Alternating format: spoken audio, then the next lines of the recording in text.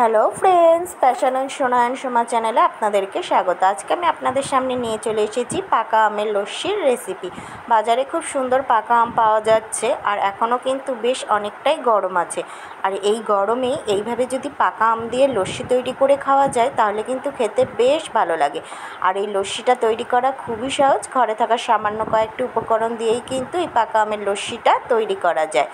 আশা করি রেসিপিটা ভালো লাগবে। ভালো লেগে থাকলে চ্যানেলটি সাবস্ক্রাইব করার অনুরোধ রইল, আর পাশে থাকা বেল নোটিফিকেশনটা অবশ্যই অন করে রাখবেন।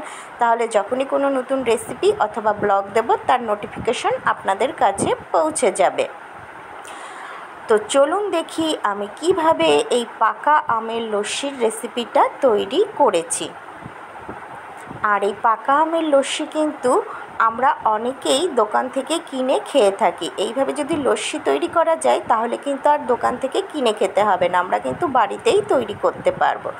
পাকা আমের লস্যি তৈরি করতে আমাদের লাগবে পাকা আম। আমি একটা বড় সাইজের পাকা আম নিয়েছি। এরকমই আর একটা আম থেকে আমি এক বাটি পাল্প বের করে নিয়েছি। আর লাগবে টক দই, এখানে আছে কিছুটা ড্রাই ফ্রুটস কুচি, কাজু কিশমিশ আমন্ড কুচি, এখানে আছে খোয়া ক্ষীর, আর আছে নুন মানে বিট নুন, চিনি আর দুটো এলাচ। এই দিয়ে আমি পাকা আমের লস্যি তৈরি করব। আর যা যা লাগবে সেগুলো আমি লস্যি তৈরির সময় আপনাদেরকে দেখিয়ে দেবো। তো চলুন আমরা লস্যিটা তৈরি করা শুরু করি।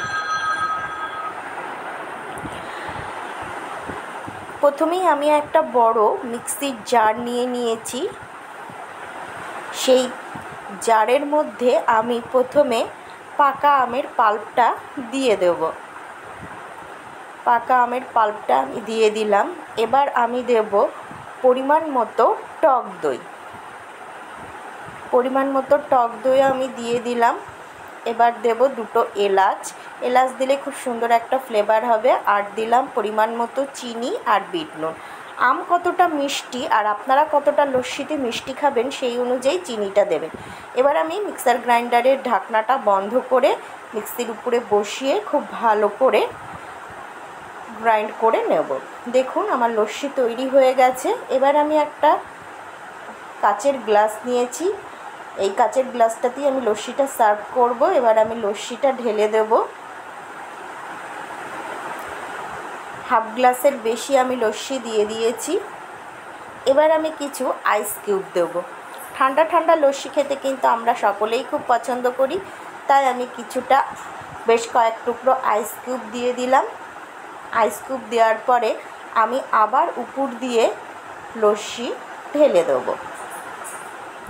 আবার আমি লস্যিটা ঢেলে দিলাম। এবার আমি দেব ডেকোরেশন করার জন্য কিছু আমের কুচি।